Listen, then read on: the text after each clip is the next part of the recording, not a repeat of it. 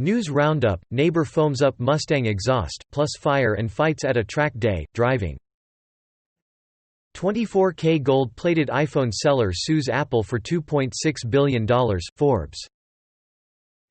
SpaceX, NASA to try again for launch of 2 astronauts from Florida, CBC.ca.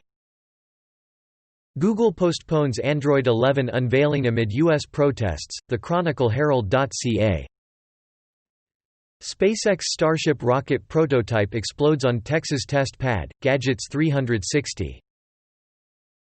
Proxima b, a confirmed, potentially habitable Earth-sized planet is mere 4.2 light-years away, The Tribune.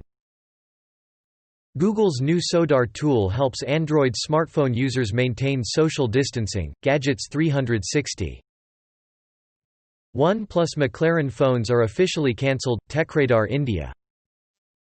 Intel i5-10400CL10 RAM timings tune vs AMD R5 3600, i5-10600K, 3300X CPU overclocks, Gamers Nexus.